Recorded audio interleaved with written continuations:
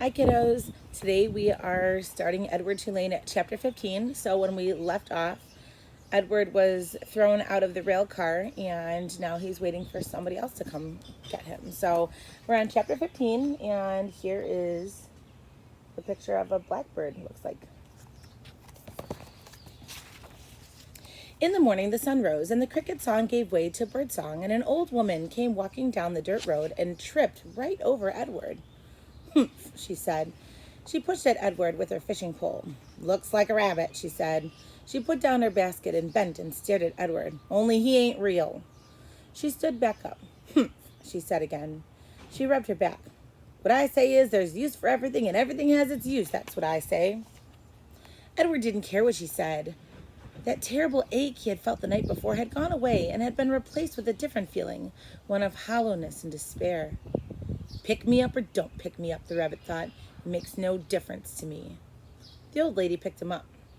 She bent him double and put him in her basket, which smelled of weeds and fish, and then she kept walking, swinging the basket and singing, "Nobody knows the troubles I've seen."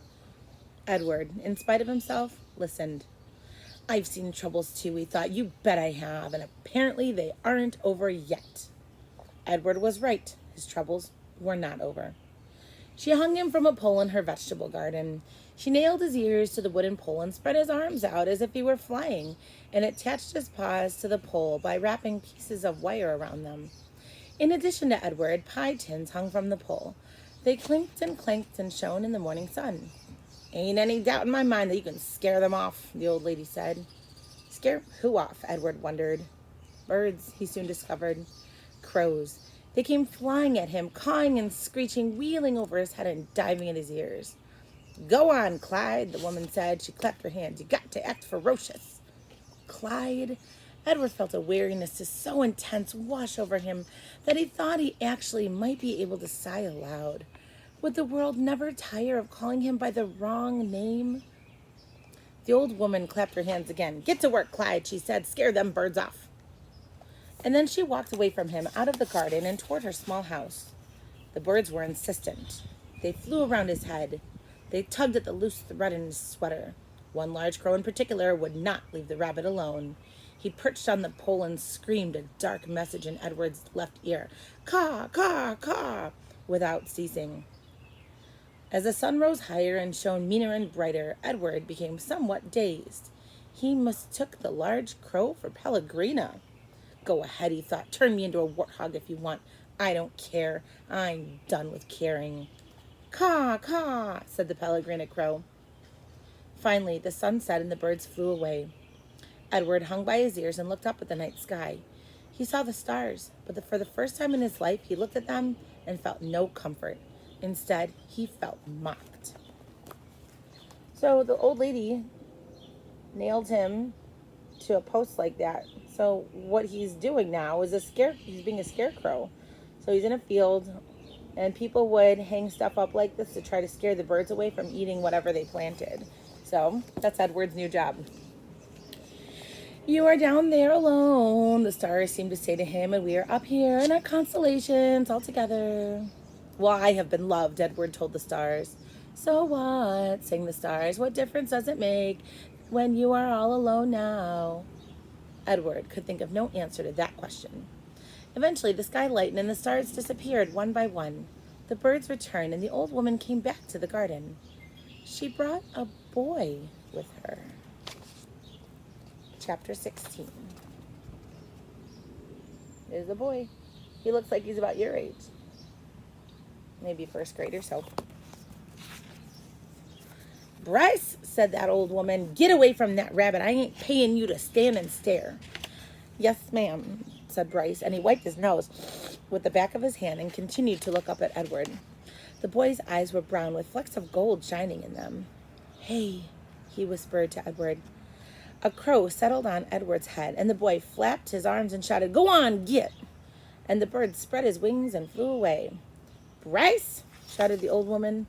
"Ma'am?" said Bryce. "Get away from that rabbit and do your work. I ain't gonna say it again."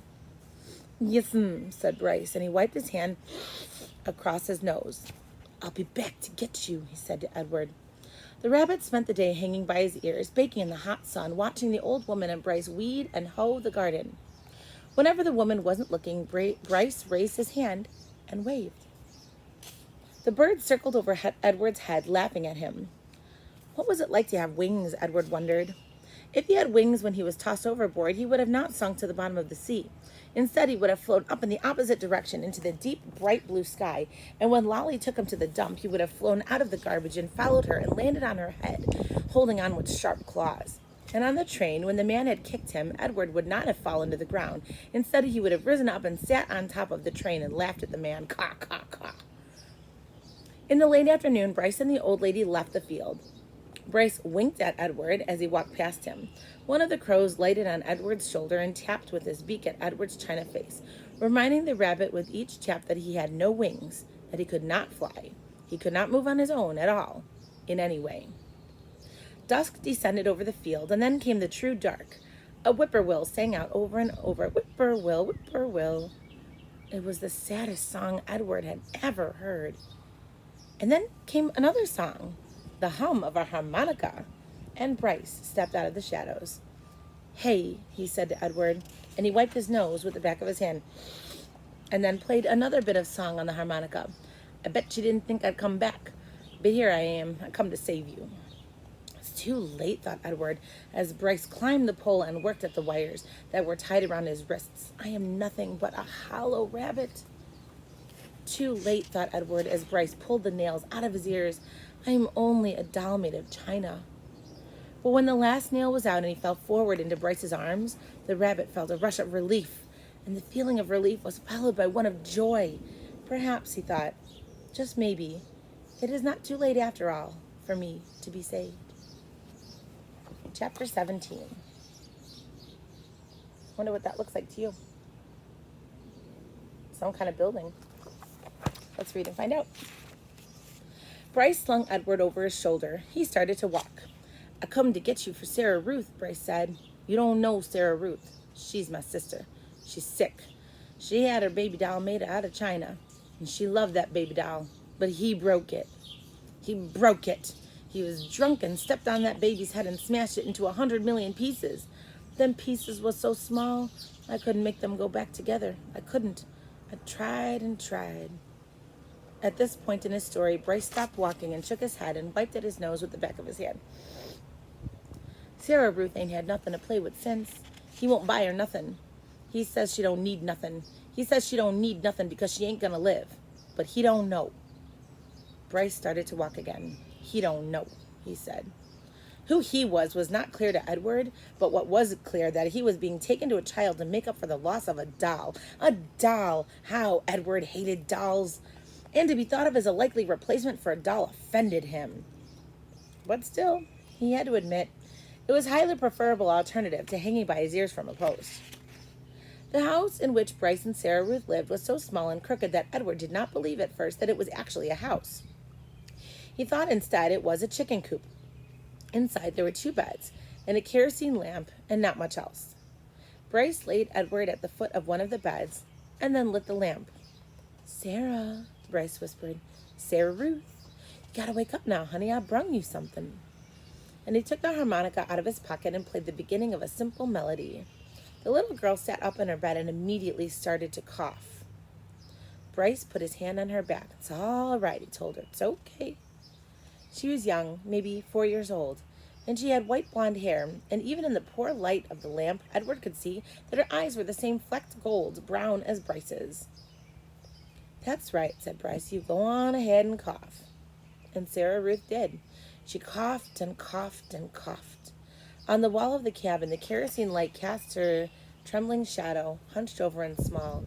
The coughing was the saddest sound that Edward had ever heard, sadder even than the mournful call of the whippoorwill. Finally, Sarah Ruth stopped coughing.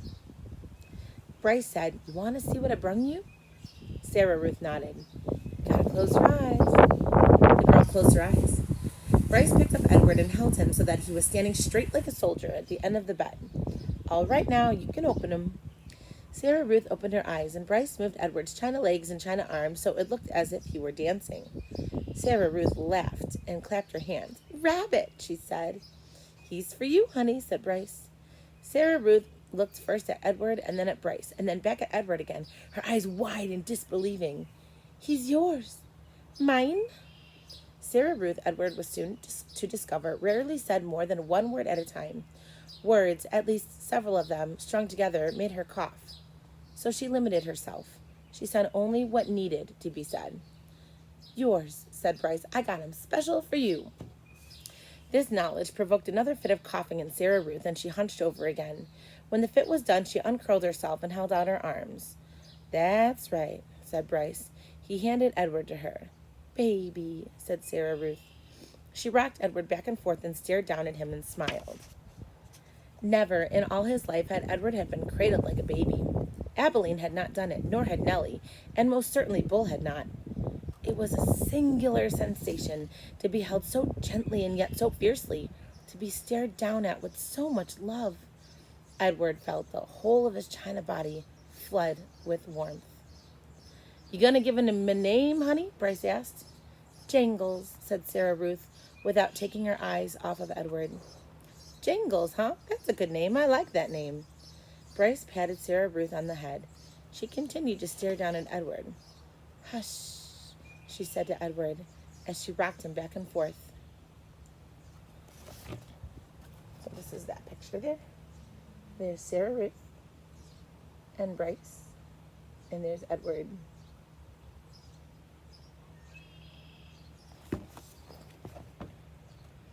From the first minute I seen him, said Bryce, I knew he belonged to you. I said to myself, that rabbit is for Sarah Ruth for sure. Jangles, murmured Sarah Ruth. Outside the cabin, thunder cracked, and then came the sound of rain falling on the tin roof.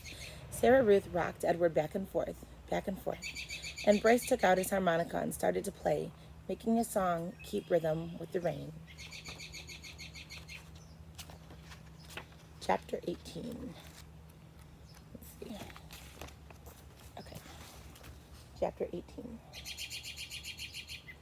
It's a box, some buttons. Looks like we have a birdie friend. It's a robin. Bryce and Sarah Ruth had a father. Early the next morning, when the light was gray and uncertain, Sarah Ruth was sitting up in bed, coughing, and the father came home. He picked up Edward by one of his ears and said, well, I ain't never. It's a baby doll, said Bryce. Don't look like no baby doll to me. Edward, hanging by one ear, was frightened. This, he was certain, was the man who crushed the head of the china doll.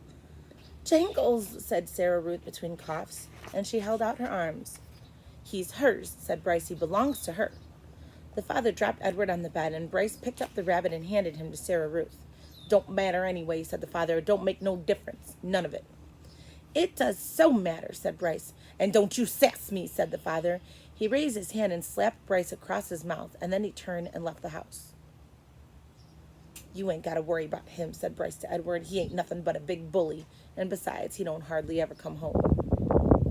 Fortunately, the father did not come back that day. Bryce went out to work, and Sarah Ruth spent the day in bed, holding Edward in her lap and playing with a box filled with buttons. Pretty, she said to Edward, as she lined up the buttons on her bed and arranged them into different patterns. Sometimes, when a coughing fit was particularly bad, she squeezed Edward so tight he was afraid he would crack in two.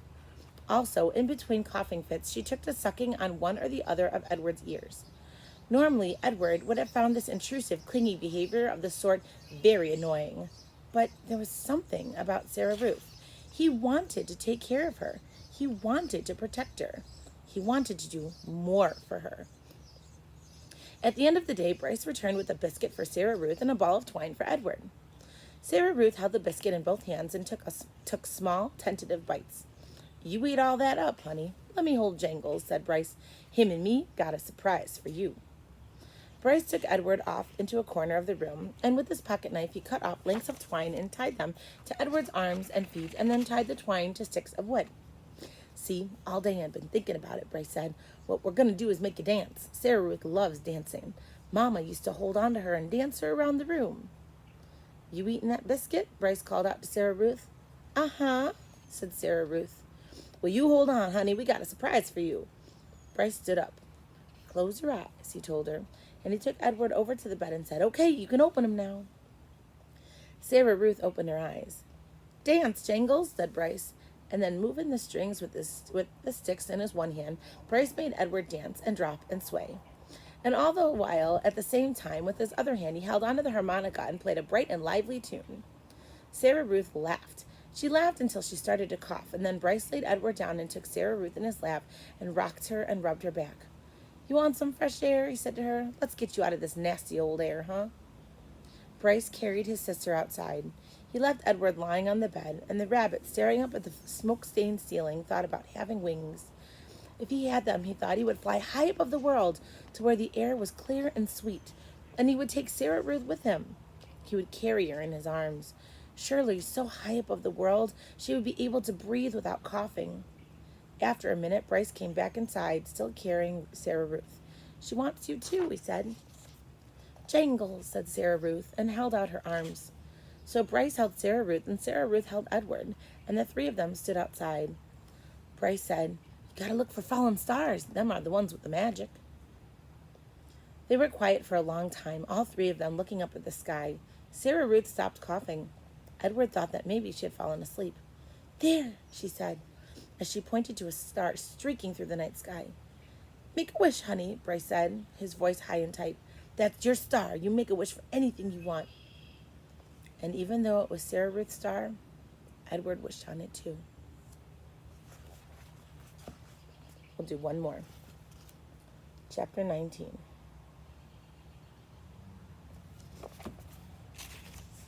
The days passed. The sun rose and set again and again.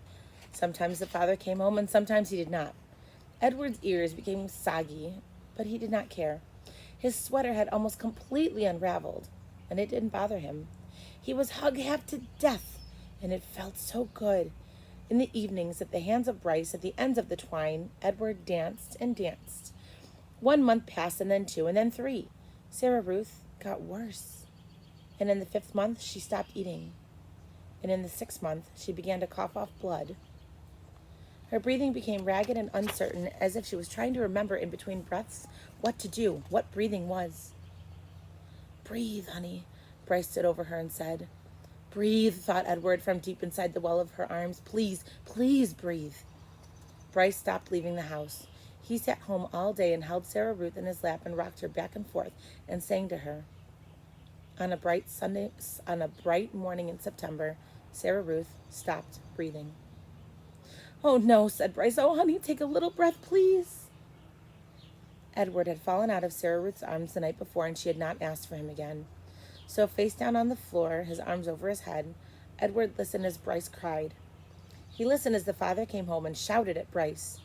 He listened as the father cried too. "You can't cry," Bryce shouted. "You ain't got no right to cry. You never even loved her. You don't know nothing about love." "I loved her," the father said. "I loved her." "I loved her too," thought Edward. "I loved her. Now she's gone. How could this be?" he wondered. How could he bear to live in a world without Sarah Ruth? The yelling between the father and son continued, and then there was the terrible moment when the father insisted that Sarah Ruth belonged to him, that she was his girl, his baby, and that he was taking her to be buried. "She ain't yours," Bryce screamed. "You can't take her because she ain't yours." But the father was bigger and stronger, and he prevailed. He wrapped Sarah Ruth in a blanket and carried her away. The small house became very quiet. Edward could hear Bryce moving around, muttering to himself. And then finally the boy picked up Edward.